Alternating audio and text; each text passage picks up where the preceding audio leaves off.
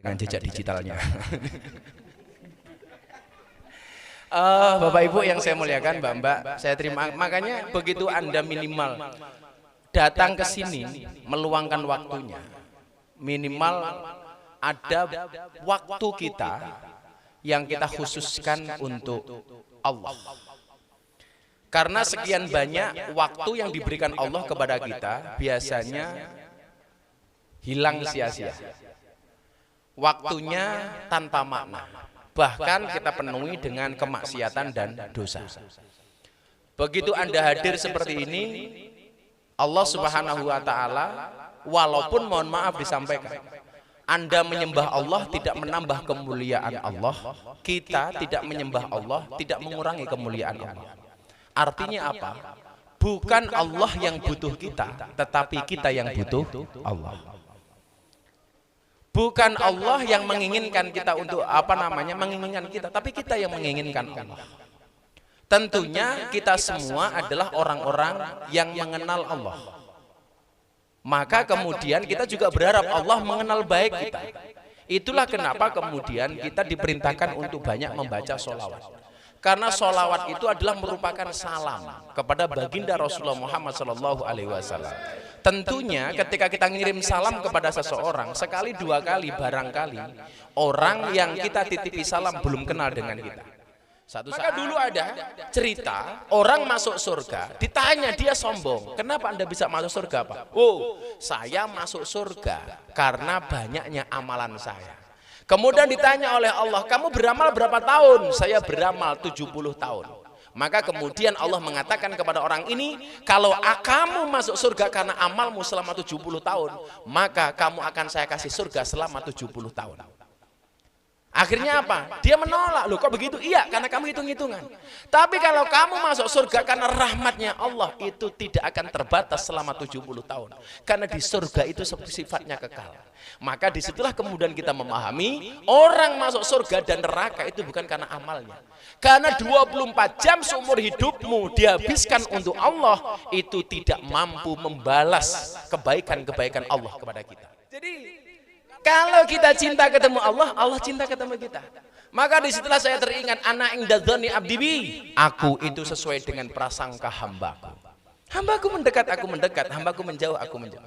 Makanya mbak-mbaknya semuanya lah, termasuk anak-anak saya di Laskar Jogja, mbak-mbak di sini, Pak RW dan lain sebagainya. Yuk kita mendekat kepada Allah.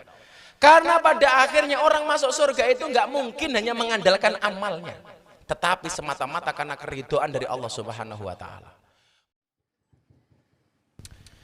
Assalamualaikum warahmatullahi wabarakatuh. Hamdan wa syukran lillah, salatu wassalamu ala Rasulillah Sayyidina Maulana Muhammad ibni Abdillah, wala haula wala quwata illa billah, amma ba'd. Ini ehonya bisa dikurangi enggak? Kok koyo ning room. Oh, biasa operator room. Kok kayak aku LC we. Cek.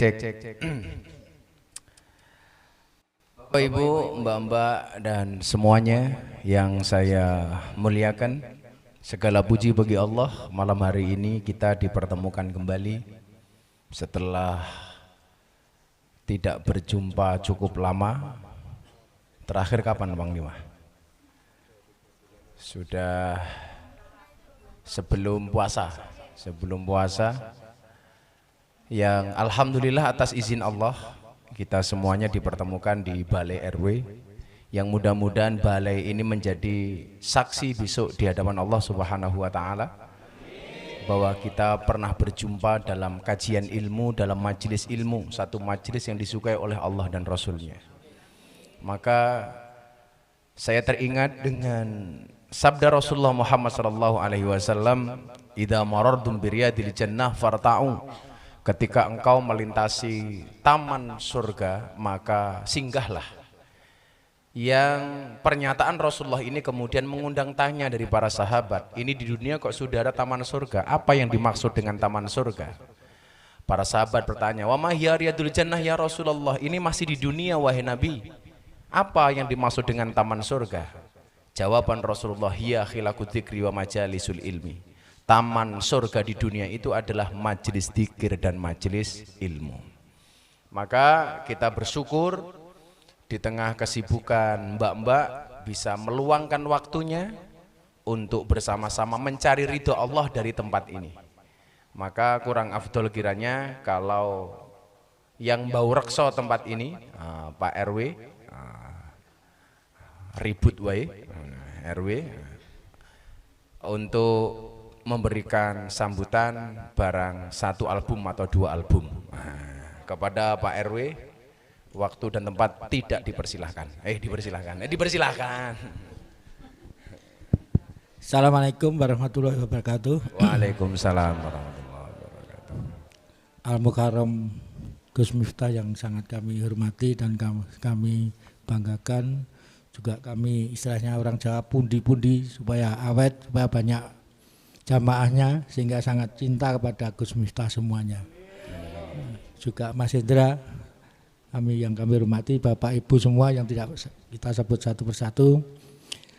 Assalamualaikum warahmatullahi wabarakatuh. Waalaikumsalam warahmatullahi wabarakatuh. Pertama-tama marilah kita selalu memanjatkan puji dan syukur kehadirat Allah Subhanahu wa taala, yang mana pada malam hari ini kita bisa berkumpul di balik RW dalam rangka siraman rohani yang akan disampaikan oleh guru besar kita, tokoh kita, yaitu Gus Miftah. Semoga Gus Miftah diberi kepanjangan umur, amin, diberi kesehatan, beri banyak rezeki, dan selalu diidolakan oleh warga masyarakat Indonesia pada umumnya. Kepada beliau Gus Miftah saya mohon maaf bila mana kami dalam menerima kurang berkenan, dan juga Bapak Ibu saya mohon maaf bila mana kami kurang sopan dalam menyampaikan juga berbicara pada malam hari ini.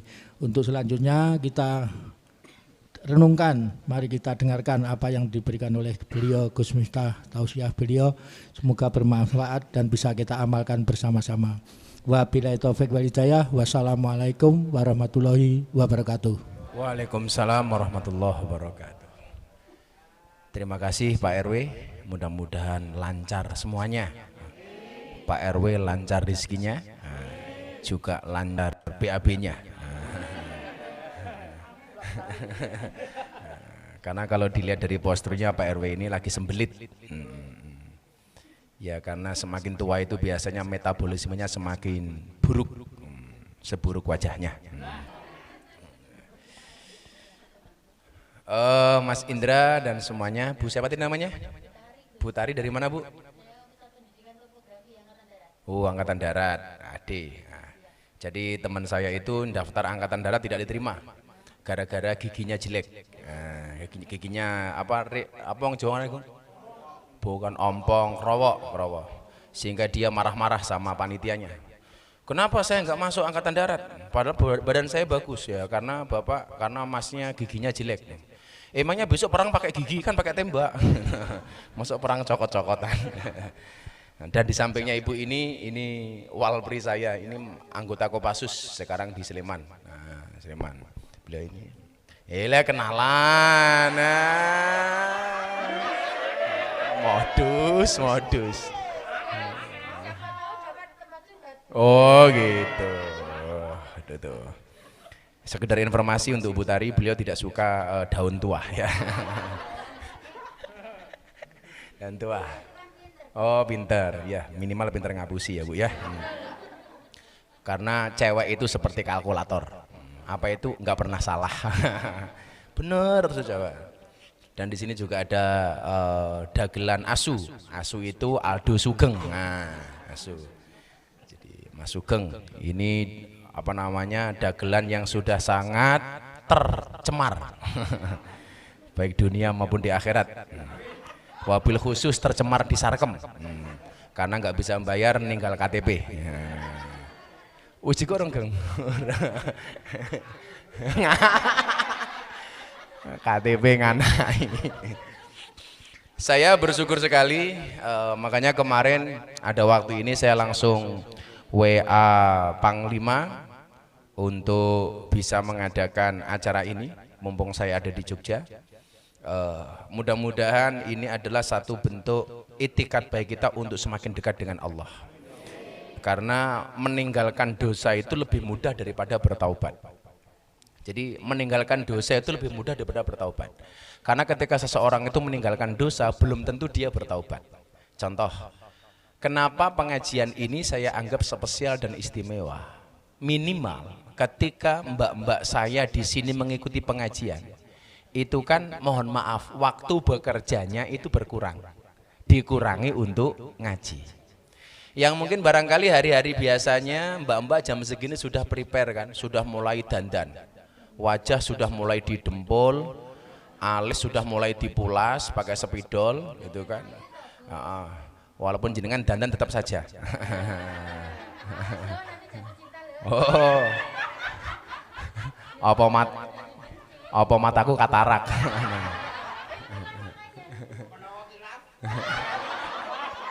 Khilaf ya milih keng.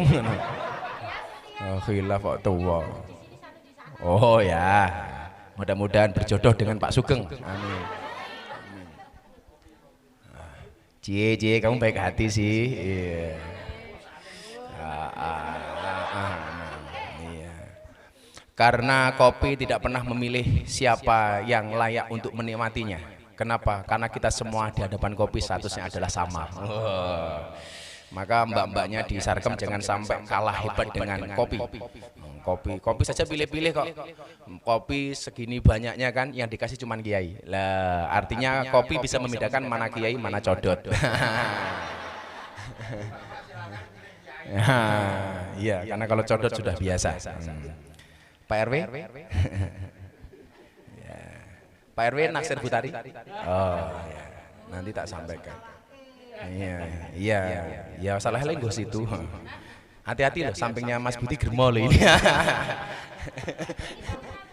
Oh, kenal toh, iya. Bang Indra setiap cewek dia kenal loh, Bu. Bahkan dengan jejak digitalnya. Bapak Ibu yang saya muliakan, Mbak-mbak, saya terima. Makanya begitu Anda minimal datang ke sini, meluangkan waktunya, minimal ada waktu kita yang kita khususkan untuk Allah. Karena sekian banyak waktu yang diberikan Allah kepada kita biasanya hilang sia-sia. Waktunya tanpa makna. Bahkan kita penuhi dengan kemaksiatan dan dosa.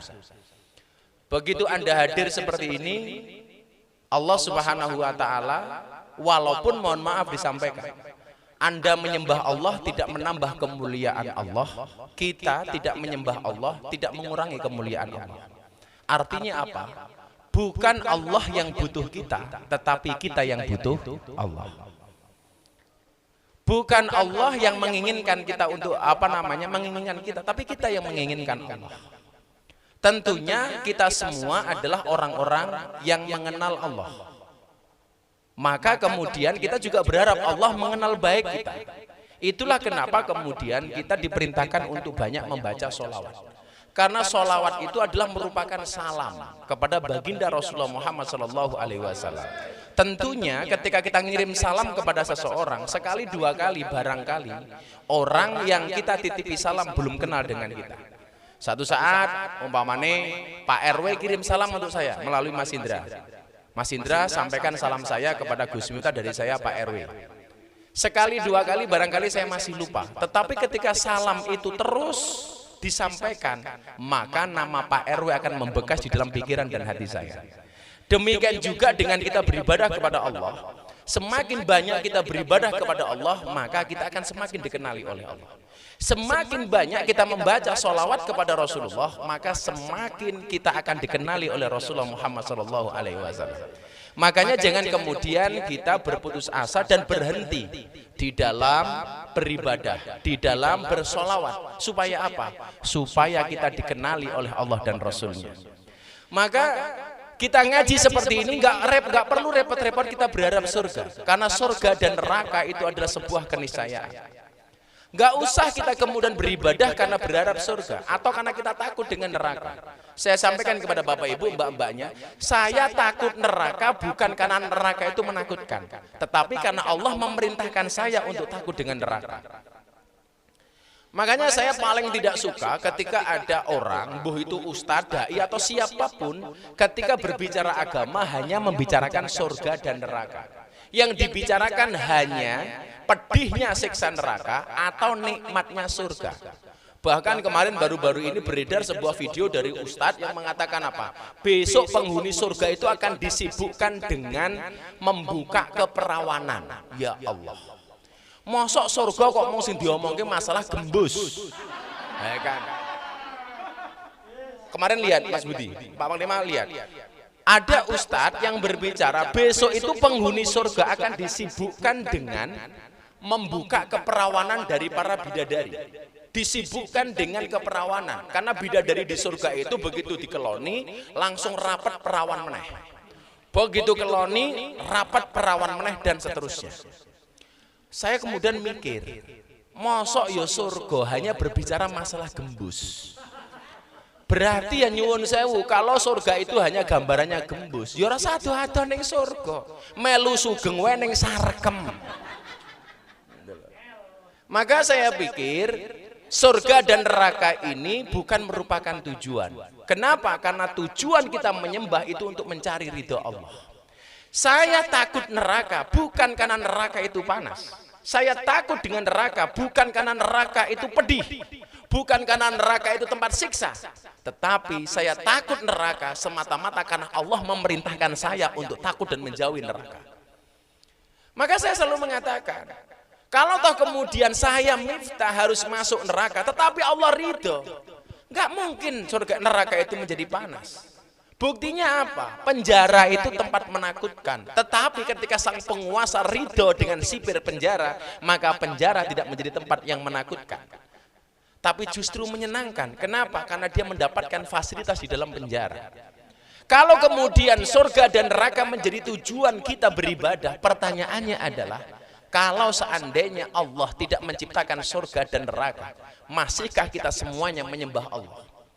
Maka dulu ada cerita orang masuk surga, ditanya dia sombong, kenapa Anda bisa masuk surga Pak? Oh, saya masuk surga karena banyaknya amalan saya. Kemudian ditanya oleh Allah, kamu beramal berapa tahun? Saya beramal 70 tahun. Maka kemudian Allah mengatakan kepada orang ini, kalau kamu masuk surga karena amalmu selama 70 tahun, maka kamu akan saya kasih surga selama 70 tahun. Akhirnya apa? Dia menolak. Loh kok begitu? Iya, karena kamu hitung-hitungan. Tapi kalau kamu masuk surga karena rahmatnya Allah, itu tidak akan terbatas selama 70 tahun. Karena di surga itu sifatnya kekal. Maka disitulah kemudian kita memahami, orang masuk surga dan neraka itu bukan karena amalnya. Karena 24 jam seumur hidupmu dihabiskan untuk Allah, itu tidak mampu membalas kebaikan-kebaikan Allah kepada kita. Kalau kamu punya waktu 24 jam, 24 jam itu waktu kamu habiskan untuk menyembah Allah, maka waktumu yang kamu dedikasikan untuk Allah tidak bisa membalas kebaikan-kebaikan Allah. Artinya apa? Kita masuk surga bukan karena banyaknya amal kita, tetapi semata-mata karena ridho dan rahmatnya Allah. Maka mbak-mbak ketika ditanya seperti ini, kenapa Anda ikut pengajian Gus Miftah? Saya hanya mencari ridhonya Allah. Saya hanya mencari rahmatnya Allah. Makanya nggak sedikit kemudian cerita bagaimana orang banyak amalnya tapi justru tidak menyelamatkan dia. Tetapi di satu sisi banyak orang yang sebenarnya amalnya pas-pasan tetapi mendapatkan surga dan surganya Allah. Kenapa? Karena dia berusaha mencari ridhonya Allah. Saya kasih contoh yang paling gampang. Pak RW ini punya pohon mangga. Punya pohon mangga. Saya belum kenal dengan Pak RW. Saya pengen makan buah mangga. Saya mendekati pohon mangga itu, dilihat oleh Pak RW dari rumahnya. Kira-kira Pak RW akan bilang apa? Maling. Buktinya apa? Rambutnya gondrong. Pasti Pak RW akan mengatakan, itu maling. Mendekati buah mangga saya. Kenapa saya dikatakan maling sama Pak RW? Karena Pak RW belum kenal dengan saya. Tapi sebaliknya, kalau saya udah kenal dengan Pak RW punya pohon mangga, di situ lebat buahnya, mangganya masak. Tahu saya pengen makan buah mangga. Nggak usah saya mendekati pohon mangga, tapi Pak RW pasti akan telepon saya. Gus Miftah, kula ngutus Panglima, Kapolres sowan Gus Miftah, saya memberikan Gus Miftah buah mangga. Kenapa Pak RW melakukan itu? Karena kenal dengan saya. Anda berada di depan surga, pengen masuk surga, tetapi kamu nggak dikenali oleh Allah, maka kamu akan terlempar dari surga. Kamu nggak usah berharap surga, tapi kamu dikenali oleh Allah, kamu nggak minta, pasti akan dimasukkan surga oleh Allah Subhanahu wa Ta'ala. Makanya kenapa kemudian dikatakan wa absyiru bil jannatil lati kuntum tu'adun, berikanlah kabar gembira bagi mereka atas surga yang telah Allah siapkan kepadanya. Jadi nggak usah kemudian tuh kita berharap begini. Sudah semuanya ikut aturan Allah saja. Maka di dunia ini, kalau toh kamu tidak bisa baik-baik banget, minimal jangan bosok-bosok banget. Saya ulangi, lah orang yang api-api banget, minimal aja bosok-bosok banget. Kalau konteksnya kita kerja di Sarkem umpamanya, lah kowe iki bosok terus, minimal sisakan waktumu ada baiknya. Ojo bosok kabeh. 24 jam ada waktu kamu khususkan untuk Allah. Begitu banyak waktu yang kita gunakan untuk maksiat, tetapi nggak ada waktu untuk sholat. Oh no, yang alasan. Coba kalau kemudian itu kamu kembangkan, ya saya bermaksiat Tuhan, tapi saya berkomitmen menyisakan waktu saya untukmu. Karena roh Allah mengatakan dalam hadis qudsi, idza ahabba abdi liqa'i fa ahbabtu liqa'ahu wa idza kariha liqa'i fa karihtu liqa'ahu. Ketika seorang hamba cinta ketemu dengan aku, maka aku cinta ketemu dengan hambaku. Ketika seorang hamba benci ketemu dengan aku benci ketemu dengan hambaku. Siapakah orang-orang yang cinta ketemu dengan Allah? Diumumkan oleh Pak RW, besok malam minggu pengajian sama Gus Miftah. Atine nyes, alhamdulillah seseorang pengajian meneh. Ini adalah orang-orang yang Allah memberikan nur dan hidayah ke dalam hatinya. Jadi enteng, alhamdulillah ono ngaji. Tapi sebaliknya orang-orang yang benci ketemu dengan Allah siapa? Diumumkan oleh Pak RW, Mbak Sarkam sesok ngaji, malah cangkeme bengok, ngaji meneh. Biasanya jilbabnya pink, biasanya jilbabnya ngaji meneh, malah gunya. Coba. Ketika kemudian ada pengajian seperti ini, kemarin ketika diumumkan kamu niat saja itu udah berapa pahala. Panglima nggak pengumuman, besok warga Sarkem pengajian dengan prokes ketat, menjaga protokol kesehatan, menggunakan masker, menjaga jarak. Kenapa kita harus menjaga jarak? Karena menjaga jarak mengajarkan kepada kita bahwa yang dekat saja belum tentu jadian. Ya, maka harus menjaga jarak. Makanya mbak-mbaknya harus menjaga jarak dengan saya. Kenapa? Kalau dekat-dekat nanti kamu jatuh cinta. Kopi, jatuh cinta sama kopi. Makanya saya selalu bilang, kalau dia hanya mampir, kasih dia kopi, jangan hati. Mbak-mbak ya lucu, ono tamu toko diwenehi hati. Rasa baper, kula duwe tamu baper bayaran. Ono tamu baper bayaran. Urusan room itu cukup berhenti di body, jangan sampai hati. Kalau dia niatnya bercanda, kamu harusnya tertawa, bukan jatuh cinta. Ngono. Pengalaman pribadi matamu, pengalaman pribadi. Iki kita lak manggung karo cangkeme sugeng pas lagi. Ada. Karena bentuk cangkeme ya padha. Lak cipokan mesti kelet. Padha-padha merongos sane. Ora nganti kenal dedel ya Gung ya. Saduane. Jadi kalau kita cinta ketemu Allah, Allah cinta ketemu kita. Maka disitulah saya teringat, ana inda dzanni abdi bi, aku itu sesuai dengan prasangka hambaku. Hambaku mendekat, aku mendekat, hambaku menjauh, aku menjauh. Makanya mbak-mbaknya semuanya lah, termasuk anak-anak saya di Laskar Jogja, mbak-mbak di sini, Pak RW dan lain sebagainya. Yuk kita mendekat kepada Allah. Karena pada akhirnya orang masuk surga itu nggak mungkin hanya mengandalkan amalnya, tetapi semata-mata karena keridhaan dari Allah Subhanahu wa Ta'ala. Maka saya tuh jarang banget ngaji bahas nikmatnya surga atau panasnya siksa neraka. Karena bagi saya itu pasti. Aku kira usah ngomong orang awakmu wong lak tumindak dosa nduk mesti mlebu neraka. Saya nggak perlu ngomong seperti itu, kamu sudah tahu, betul? Kalau kamu beribadah besok masuk surga, saya nggak perlu ngomong, kamu juga pasti sudah tahu. Makanya Allah itu mengemasnya luar biasa. Bagaimana cara mengemasnya? Allah mengemasnya dengan sedemikian indahnya. Ad-dunya darul amal la jazaa wal akhiratu darul jazaa la amal. Dunia itu adalah ladangnya ibadah, ladangnya amal, nggak ada balasan. Jadi di dunia ini kita hanya beribadah, balasannya itu belum ditampakkan oleh Allah di dunia. Inilah bedanya umatnya Muhammad dengan umatnya non Muhammad. Maka dikatakan kuntum khaira ummah, kamu adalah umat yang paling bagus. Kuntum khaira ummah, kata Allah untuk menggambarkan umatnya Nabi Muhammad. Kita ini dianggap umatnya Allah paling baik. Konsekuensinya apa? Umatnya Nabi Muhammad kalau masuk surga itu masuk surga pertama kali lebih dahulu dibandingkan umat-umat Nabi yang lain.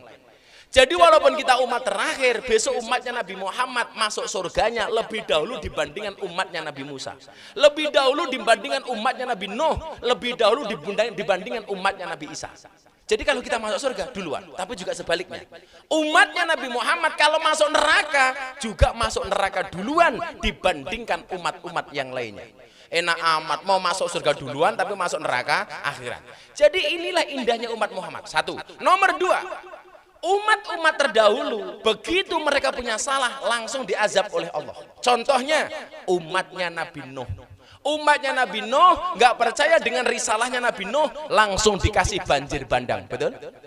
Umatnya Nabi Musa langsungnya nggak percaya dengan Allah dan Nabi Musa, ditenggelamkan ke dalam lautan. Umatnya Nabi Lot yang sukanya sodomi, itu merek nih, sodomi. Jadi sukanya cowok dengan cowok, cewek dengan cewek, itu adalah umatnya Nabi Nuh. Makanya kemarin saya mikir, kenapa sekarang banyak laki-laki yang jadi homo? Itu yang salah adalah istrinya. Karena begitu keluar dari rumah istrinya bilang, "Pah, tolong jangan mainan cewek ya." "Oh iya mah," akhirnya dia mainan cowok. Karena nggak boleh mainan cewek. Makanya hati-hati kalau ada orang mengatakan diam itu mas, saya nggak setuju. Kenapa saya tidak setuju? Diam itu mas, saya nggak setuju. Berarti selingkuh itu mas. Kenapa? Karena selingkuh biasanya diam-diam. Bukan begitu Panglima? Saya langsung tanya kepada ahli selingkuhnya.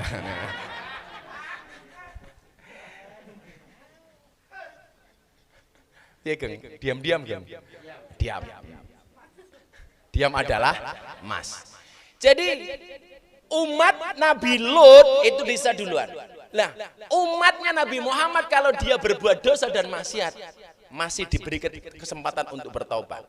Masih diberikan waktu, bahkan tidak langsung diazab. Sementara umat-umat terdahulu langsung diazab. Maka tadi saya sampaikan ad-dunya darul amal.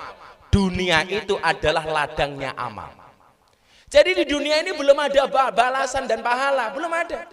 Orang berbuat baik belum dibalas di dunia, dan orang berbuat dosa juga belum diazab di dunia. Contoh begini, Anda bersedekah, kemudian gara-gara sedekah itu rezekinya lancar, itu belum balasan. Itu baru rihul qabul, itu adalah baunya balasan, bahwa sedekahmu diterima oleh Allah. Jadi kalau kemudian kayak Mas Budi ini setiap hari Jumat bagi sayur gratis kepada tetangga-tetangganya, gara-gara sedekah sayur rezekinya menjadi lancar, itu belum balasan dari Allah. Itu baru baunya saja. Balasannya kapan? Besok di akhirat. Kalau Gus Miftah ngurusi santri sekian banyak di pondok, kemudian Allah memberikan kelancaran rezeki kepada saya, itu belum balasan. Itu baru rihul qabul, baru baunya balasan, bahwa amalmu diterima oleh Allah. Balasannya kapan? Besok di akhirat. Orang berbuat baik, balasannya besok di akhirat. Orang berbuat buruk, balasannya besok juga di akhirat, bukan di dunia. Jadi kalau Anda sukanya jajan, umpamane gonta ganti cewek, tetap saja balasannya kapan? Besok di akhirat. Kalau gara-gara gonta ganti cewek, mohon maaf, nguyuwe panas umpamane. Lah, atau geng? Itu bukan azab, tapi itu baru baunya azab. Ayo. Baunya saja panasnya kaya ngono, Geng. Apalagi azabnya. Jadi orang berbuat maksiat di dunia katakanlah gonta-ganti cewek, tetap saja manuke utuh. Orang kok berkelon manuke pentor ini ya ora itu. Enggak sama sekali. Kenapa? Karena Allah berkenan menjaga aib manusia. Maka Allah mempunyai sifat apa? Nama apa? Ya Sattar, yang maha menutupi aib. Coba kalau kemudian Allah itu nggak sayang dengan kita, orang berbuat maksiat langsung ditampakkan dosanya di dunia, ngeri bro, ngeri banget. Ayo, ibu-ibu biasa karaoke minum botol umpamanya, begitu keluar dari room wajahnya kayak vodka umpamanya. Ketoknya bermendem kayak gitu. Bentuknya kayak vodka ya. Atau kemudian sifatnya kayak minumannya, begitu keluar dari room dia langsung tidur karena minumnya konturu umpamanya. Oh, apa namanya? Oh, konturu gitu loh. Kontru umpamanya. Oh, esiro.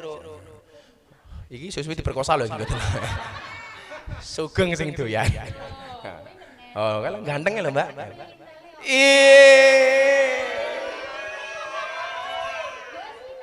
Cinta itu memang buta, tapi cinta bisa membedakan mana tentara, mana dagelan.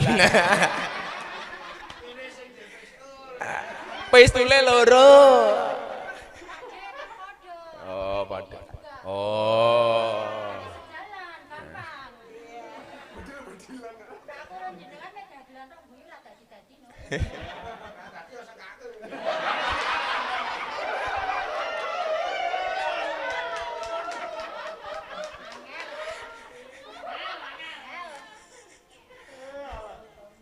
Dan naksir kowe lho Dan.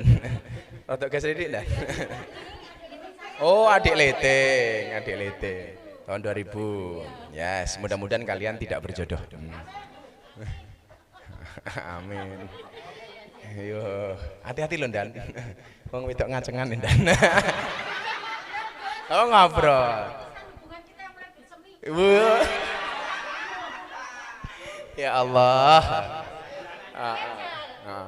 Kita mbok embian nganu iki, ngidame kutut iki. Nyocot terus. Apa? Murai ya, murai. Beda lak panglima iki mbiyen ngidame keroto. Jadi begitu gede golek pakan mano terus. Kok panas men to ya suwe-suwe iki. Heeh, ya kita gara-gara cangkeme Butari panas. Ya Allah, sallu ala Nabi Muhammad. Halo, calon penghuni surga. Tapi cangkemnya mampir neraka.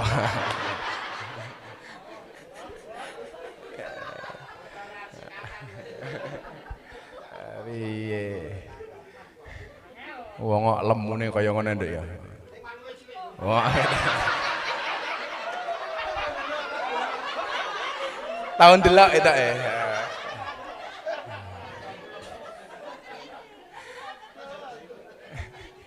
Iya, kenapa orang gede itu manuknya kecil? Karena ketarik dengan perutnya. Ler gitu. Oh enggak ya, kamu suka dengan Fadil ya? Masya Allah. Fans model. Fadil rabi karo iki Dil, tak jamin kowe mati dhisik. Keracunan, expired. Susu kadaluarsa. Fragmentasi apa koyo ngono. Dadi apake? Ya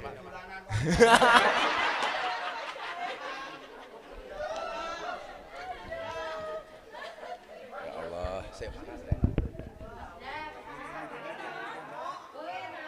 Surprise banget. Surprise matamu.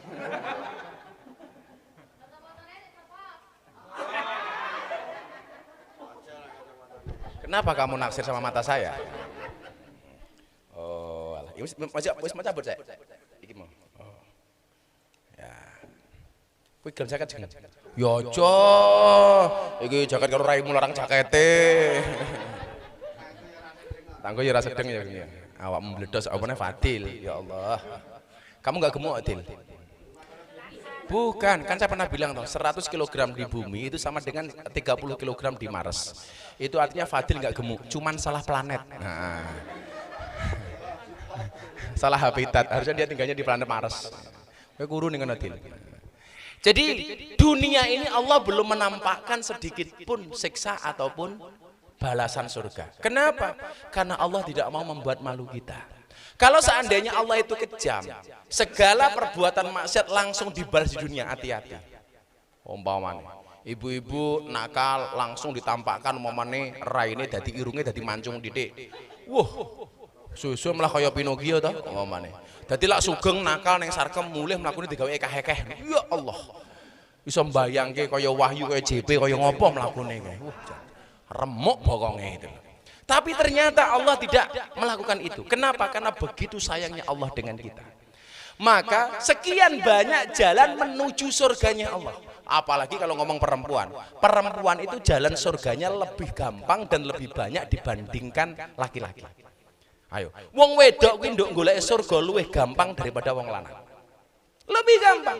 Bahkan di dalam satu hadis itu disebutkan dalam kitab Akhlakun Nisa, perempuan satu yang solehah itu lebih baik daripada 1000 laki-laki yang tidak soleh. Ketika seorang istri menjaga sholat 5 waktunya, menjaga puasanya, menjaga kehormatan dirinya, maka Allah akan memberikan jalan kepada dia masuk surga dari jalan pintu manapun yang dia kehendaki. Ketika dia taat dengan suaminya, maka tak doakan sing rondo-rondo segera menikah lagi. Karena bagaimanapun jomblo sama orang menikah itu jalan surganya lebih gampang orang yang menikah dibandingkan yang jomblo. Kowe jomblo? Loh, kowe lak pengen segera mendapatkan ridho Allah dan mendapatkan surganya, segeralah menikah. 2 enggak apa-apa. Kowe loro? Halo manuke cilik enggak ya. Kamu udah nikah? Oh, belum. Umurmu piro? Oh, udah 1. Gelem nikah rabi karo iki. Kalau nikah dengan janda, jos, tidak ada malam pertama, adanya malam terusan.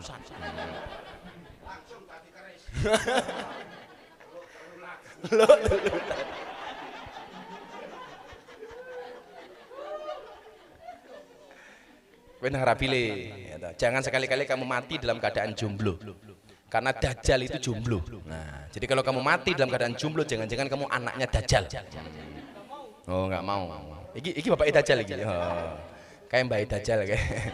Uyo RW-ne yo ngono wis tuwa dolanan HP, ngaji ki ngrungokke kiai. Oh, ngerekam.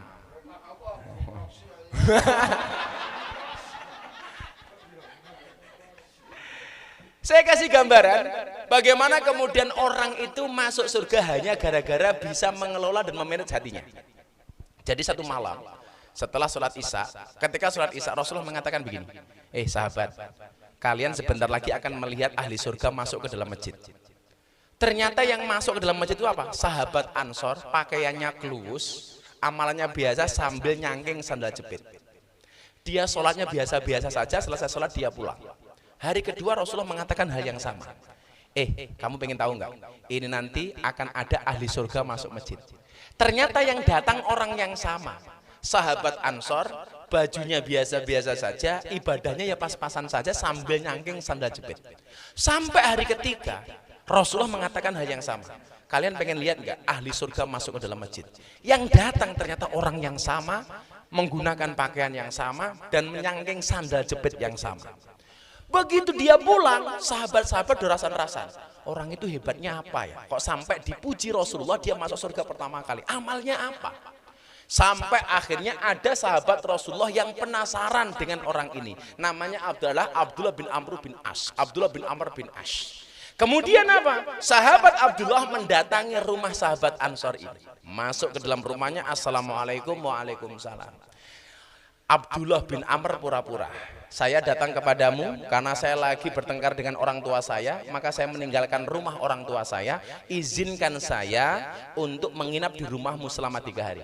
Kenapa batasnya 3 hari? Karena kita kalau bertengkar atau memutus silaturahmi jangan sampai lebih dari 3 hari. Jadi suami istri kalau bertengkar, please maksimal 3 hari. Jangan lebih, boleh kurang. Jangan lebih dari 3 hari. Karena kalau lebih dari 3 hari kita termasuk orang-orang yang memutus tali silaturahmi. Padahal dikatakan layat khulul jannata qati'un, tidak masuk surga orang-orang yang memutuskan tali silaturahmi. Jadi kalau bertengkar dengan suaminya, tolong lampunya jangan dimatikan. Ya.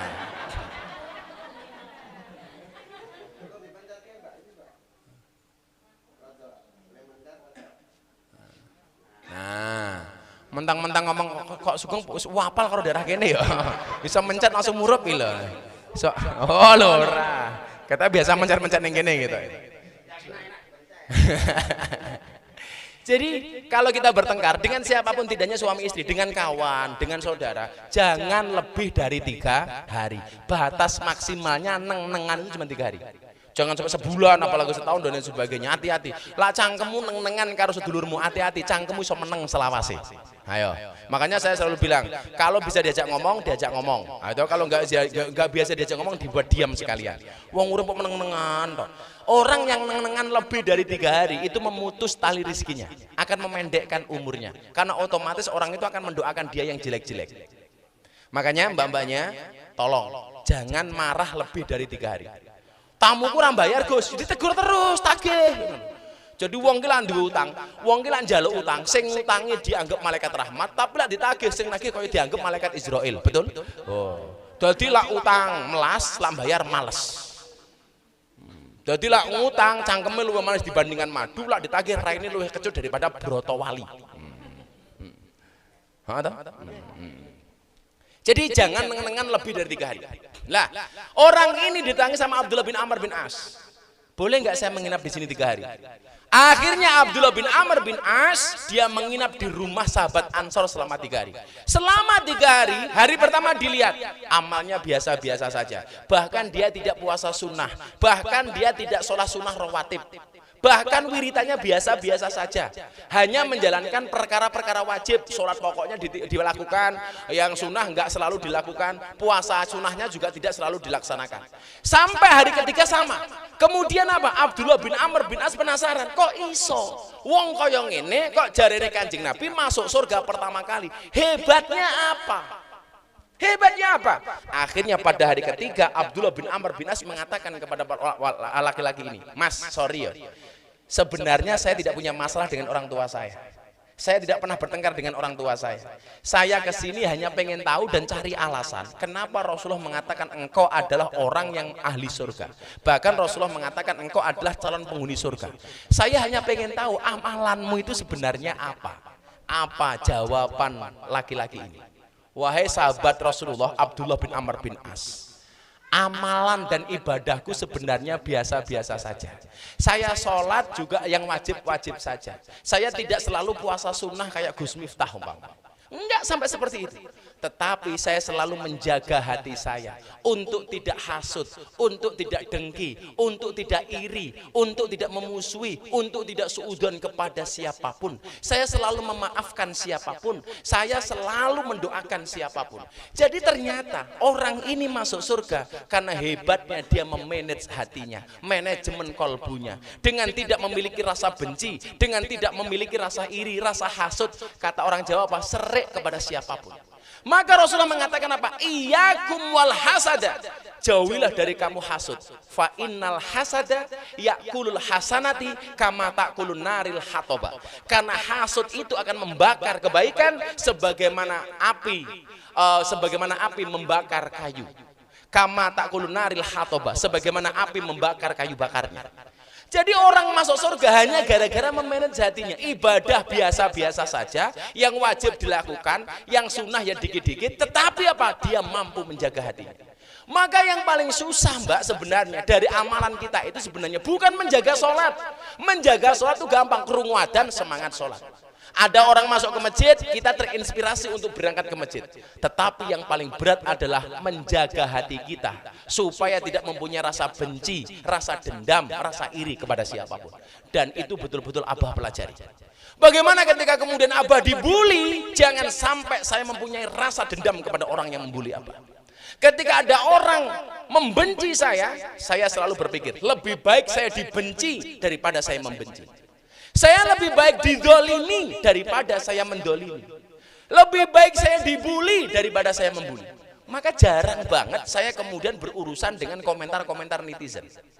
Kok kemarin yang di Trenggalek orang itu dilaporkan, Gus? Saya tidak melaporkan.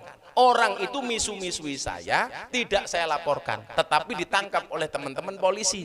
Kenapa? Karena kalau tidak diamankan sama polisi, khawatir digeruduk oleh orang-orang yang senang sama Gus Miftah. Karena rumahnya sudah mau digeruduk. Wih, padahal Mas Budi Panglima urung krungu, lak krungu kaya ngopo. Nah rupanya jadi kaya ngopo. Saya sengaja tidak ngomong kepada siapapun, saya hanya ngontak Bupati Trenggalek. Mas Ipin, kuwi golek ono wae daripada kecekel wong liya entek. Lah kecekel Panglima Mas Budi diantemi, kecekel JP diperkosa lah ciloko aku, ayo. Wong JP ki lanang yo doyan nek padake lho. makanya diamankan. Sementing ono bolongane jadi gitu. Jadi jangan kita memelihara kebencian dari dalam hati kita. Makanya kalau kemudian kalian lihat di medsos, salah satu quote Gus Miftah yang paling viral apa? Kita wajib menghormati orang lain, tapi orang lain tidak wajib menghormati kita. Menjaga hati. Karena saya merasa apa? Miftah itu ilmunya pas-pasan, solehnya pas-pasan, ibadahnya pas-pasan. Jangan sampai kemudian ditambahi dengan hati yang buruk. Jadikan hatimu selalu berhusnuzon, jangan pernah suudzon kepada siapapun. Bahkan saya pernah membaca sebuah riwayat, ada orang masuk surga itu gara-gara apa? Ketika dia mau tidur, dia mendawamkan 4 hal. Yang pertama, setiap kali dia mau tidur berdoa kepada Allah supaya dosa-dosanya diampuni. Masih biasa. Lumrah kalau orang minta dosanya diampuni. Yang kedua, dia berdoa kepada Allah supaya Allah mengampuni dosa-dosa kedua orang tuanya. Ya lumrah lah, Mas Budi berdoa mendoakan ibunya yang telah meninggal. Lumrah. Yang ketiga, dia mengangkat tangannya kemudian berdoa. Apa? Minta kepada Allah supaya Allah mengampuni dosa-dosa orang yang mencintainya. Ya lumrah. Orang yang mencintainya didoakan. Tetapi yang keempat, membuat malaikat terkejut. Apa? Orang ini selalu mengangkat tangannya dan kemudian berdoa. Dia memintakan ampun. Kepada siapa? Kepada semua orang yang membencinya. Baru malaikat mengatakan, wow. Kalau seseorang minta maaf atas dosanya, lumrah, wajar. Seseorang minta maaf atas dosa kedua orang tuanya, lumrah, baktinya anak. Seseorang mendoakan orang yang mencintainya, lumrah, dia baik dengan orang itu. Tetapi yang luar biasa kemudian membuat alam langit bergemuruh adalah ketika seorang hamba mengangkat kedua tangannya, dia berdoa dengan ikhlas, memohon ampunkan dosa orang-orang yang membencinya. Kuwi angel Bang. Dan saya itu slow banget ya. Bah, dirasani orang di sana. Saya selalu bilang, sapa sing ngrasani kae, ya dongake muga-muga apik Al-Fatihah. Cukup kamu balas dengan kebaikan-kebaikan itu. Makanya saya nggak pernah terprovokasi.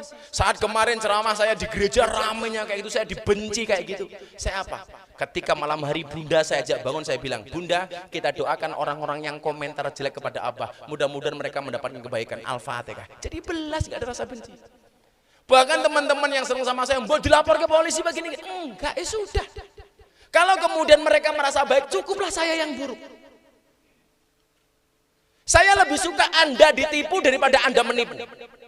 Saya lebih suka Anda didolimi daripada Anda mendolimi. Maka kalau ada santri datang ke pondok, bah kula dihapusi wong, alhamdulillah. Kalau alhamdulillah pripun? Ya luwih apik daripada kowe sing ngapusi. Kenapa? Al-ghururul ghurur. Penipu itu pasti tertipu. Orang yang ditipu belum tentu dia nipu, tapi orang yang nipu satu saat pasti dia tertipu. Ingat kata-kata saya. Al-ghururul ghurur. Kalau hari ini kamu didolimi, belum tentu kamu adalah orang yang dolim. Tapi kalau kamu mendolimi orang, pasti kamu bisa akan didolimi sama orang. Maka saya sama Bunda itu, kalau sudah dibohongin orang, pasti rezekinya nambah. Wallah, nambah. Saya bilang begini. Saya yang sering saya contohkan di pengajian itu. Ada kamu punya rumah, jendela kaca. Tetangga kamu punya anak kecil mainan bola. Bolanya ditendang. Tetangga kamu ini orang kaya, orangnya baik dan orangnya dermawan. Punya anak, main bola, bolanya kena kaca rumah kamu. Biar kaca kamu pecah. Tapi kamu tahu, tetangga kamu adalah orang kaya, orangnya baik, dermawan dan ilingan. Karena dermawan tapi lalenan umpamanya. Dia orangnya dermawan, apik, kelingan terus. Begitu kaca rumah kamu pecah, kamu nggak akan khawatir. Kenapa? Sing nendang anak wong sugih mesti bakal diganteni. Betul apa enggak? Akhirnya orang itu datang, Pak, mohon maaf, anak saya kemarin main bola, kaca rumah Bapak pecah. Akan saya ganti, Pak. Tidak hanya kaca, sekalian tralisnya kalau ganti, Pak. Wong sugih kok. Nah, kalau kamu ditipu oleh orang, kamu harus ingat, orang itu juga makhluknya Allah. Dia hambanya Allah. Kalau orang itu nggak bertanggung jawab, yang bertanggung jawab siapa? Allah. Wong yang dia itu adalah hambanya Allah. Kalau saya ditipu sama panglima umpamanya, saya nggak perlu risau. Dia yang nipu saya itu juga hambanya Allah. Seorang anak yang punya orang tua kaya saya bertanggung jawab. Masa Allah yang Maha Rahman, Maha Rahim tidak bertanggung jawab? Nggak mungkin. Nggak mungkin. Pasti diganti oleh Allah. Persoalannya adalah kita lebih percaya dengan apa yang kita lihat, tetapi kita jarang percaya dengan apa yang tidak pernah kita lihat. Kita lebih suka bersandar kepada makhluk dibandingkan bersandar kepada Allah. Kowe duwe bojo, bojomu duwe duit rekeninge oke, rasane ayem. Mas rapopo, aku blonjo online mendino bojoku duwite oke. Padahal uang suamimu itu terbatas. Sementara kamu punya tempat bersandar, dia lebih kaya daripada suamimu. Siapa? Allah. Kita nggak pernah percaya dengan keakbaran Allah. Maka yang ada cuma susah terus. Makanya mbak-mbaknya santai saja gitu. Kalau kadang-kadang kamu ditipu, ya Allah yang mengganti. Maka Siti Aisyah itu kalau nyumbang kepada tetangganya, dia selalu nitip kepada orang lain. Mbak, tolong dikasihkan tetangga saya itu. Tapi yang perlu kamu lakukan adalah jangan sampai tetangga saya tahu bahwa itu yang nyumbang adalah saya. Ketika Siti Aisyah ditanya, kenapa kamu melakukan itu? Jawabannya sederhana, ya, jangan sampai dia tahu yang nyumbang itu saya. Kenapa? Karena kalau dia tahu yang nyumbang saya, Aisyah, pasti dia akan gak enak hati dan satu saat pengen balas kebaikan saya. Tetapi kalau dia nggak tahu saya yang nyumbang, yang akan balas bukan dia, tapi Allah. Keren. Coba kalau kita nyumbang, ngomong sing meneh aku. Sing meneh aku. Nyumbang nang masjid 1 juta. Tolong jangan disebut saya. Cukup hamba Allah. Begitu sama takmir diumumkan, alhamdulillah hari ini yang nyumbang hamba Allah 1 juta. Dia di bawah teriak, itu saya. Maka kalau itu kita lakukan semuanya enteng gitu loh. Balik semuanya kepada Allah. Saya bisa menyampaikan itu karena saya punya pengalaman dari nol. Bagaimana kemudian kita berjuang, di perjuangan kita ditipu sama orang, itu satu hal yang biasa. Yang perlu kita lakukan adalah menjaga kebersihan hati kita. Jangan pernah ada rasa benci. Mau seheboh apapun di medsos, mau di YouTube dan lain sebagainya. Kalau emosi spontan lumrah lah itu. Tapi jangan sampai kemudian beranak pinak menjadi sebuah kebencian, bahkan melahirkan rasa dendam. Na'udzubillah min dzalik. Ternyata orang masuk surga, salah satu syaratnya adalah menjaga kebersihan hatinya. Mudah-mudahan mbak-mbak sarkem mati ini resik. Jadi ana tamu ora bayar, matur nuwun ya Allah. Ampun kapok. Tindak mriki melih.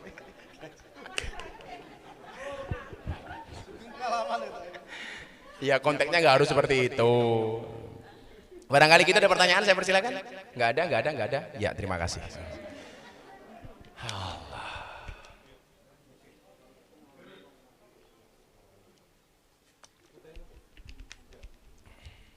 Ada pertanyaan? Ya.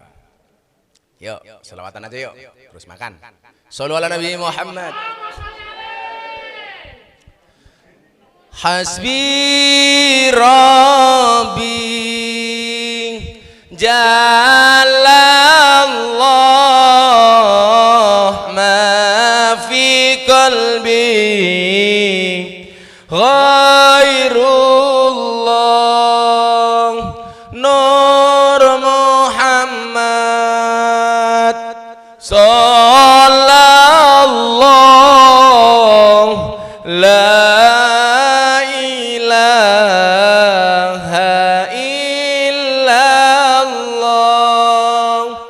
Hasbi Rabbi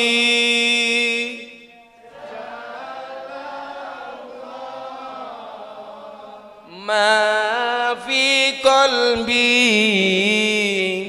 ghairullah Nur Muhammad sallallahu la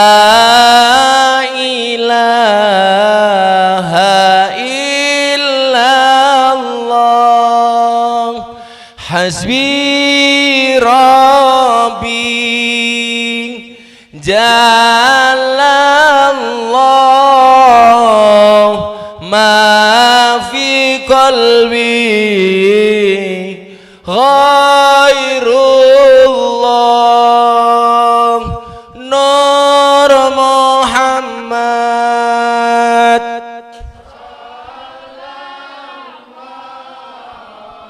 La ilaha illallah hasbi rabbi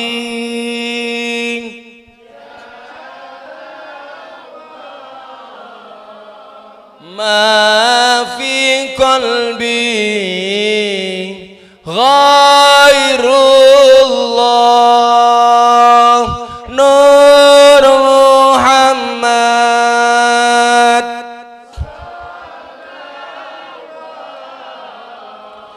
la ilaha illallah. Bismillahirrahmanirrahim. Allahumma sholli ala sayyidina Muhammad wa ala ali sayyidina Muhammad walhamdulillahi rabbil alamin. Hamdas syakirin, hamdan na'imin, hamdan yafi ni'amahu wa yukafi mazidah. Ya Rabbana walakal hamdu kama yanbaghi li jalali wajhikal karimi wa adimi sultanik.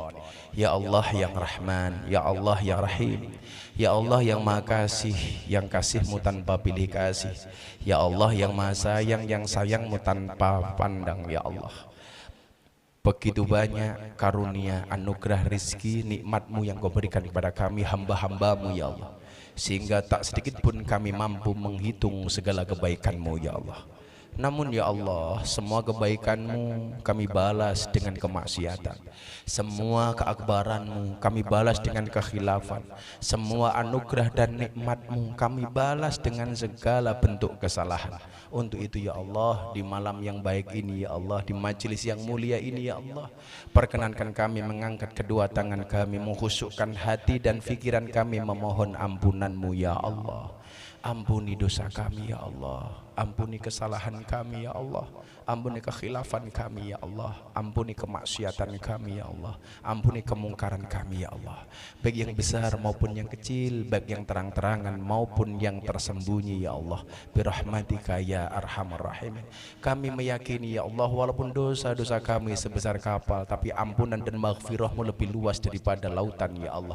Ampuni pula ya Allah dosa kedua orang tua kami, sayangilah mereka ya Allah sebagaimana mereka menyayangi kami, kasihilah mereka ya Allah sebagaimana mereka mengasihi kami ya Allah ya Rabb. Kami berdoa ya Allah kepada kedua orang tua kami yang telah kembali kepadamu ya Allah, berikan kepadanya ya Allah tempat alam kubur yang terang ya Allah, alam kubur yang luas ya Allah, dengan segala kenikmatan yang ada di dalamnya ya Allah. Ya Allah ya Rabb, kami juga mohon kepadamu bagi kedua orang tua kami yang masih menyertai kami di dunia ini ya Allah, panjangkan umur mereka ya Allah, sayangilah mereka sebagaimana mereka menyayangi kami ya Allah, kasihilah mereka sebagaimana mereka mengasihi kami ya Allah. Berikan kepada kami kesempatan bagi anak-anaknya ya Allah untuk membahagiakan mereka ya Allah. Berikan kami anak-anaknya ya Allah kesempatan untuk bisa memberikan kebahagiaan bagi kedua orang tua kami ya Allah. Berikan kepada kami rezeki yang barokah ya Allah, sehingga kami mampu menuntun kedua orang tua kami untuk ziarah Makkah Madinah ya Allah. Begitu baik ya Allah mereka kepada kami, tapi kami belum mampu membalas kebaikan-kebaikan mereka ya Allah.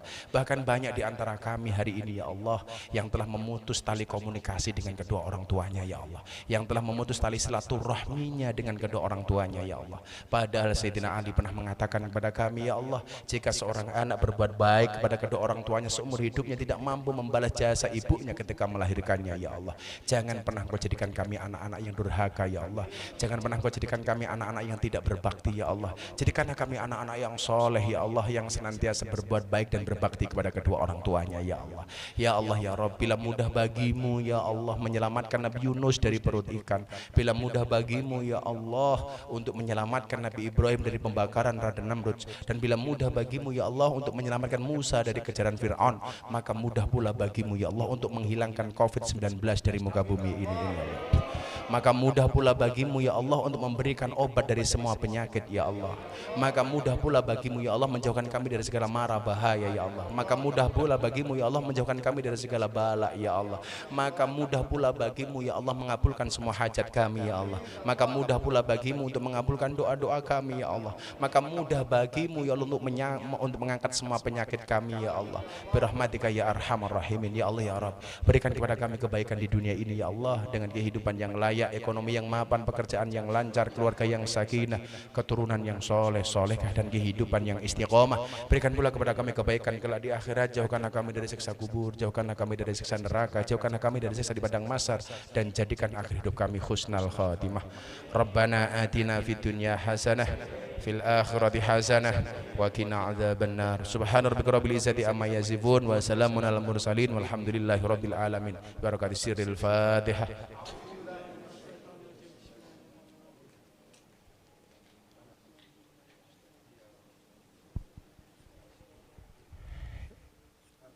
Nasinya silakan dibagi. Uripe selamat, matine selamat. Uripe selamat, matine selamat.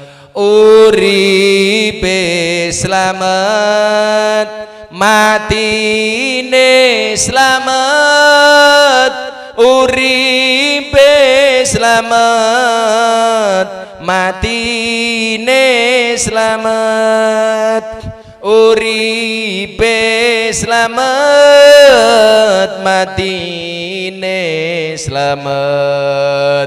Uripe selamat, matine selamat. Uripe selamat, matine selamat. Hayatu salam, mautu salam. Hayatu salam, mautu salam. Hayatu salam, mautu salam. Hayatu salam, mautu salam. Hayatu salam, mautu salam. Ya Allah, hayatu salam, mautu salam. Hayatu salam, mautu salam. Uripe selamat, matine selamat. Uripe selamat, matine selamat. Uripe selamat, matine selamat. Uripe selamat, matine selamat. Uripe selamat, matine selamat. Ya Allah, uripe selamat, matine selamat. Uripe selamat. Al-Fatihah.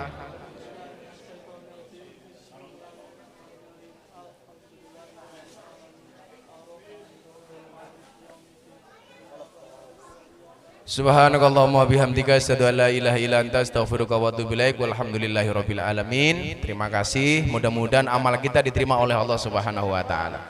Hadanallahu wa iyyakum ajmain wa nafa'u minkum. Assalamualaikum warahmatullahi wabarakatuh.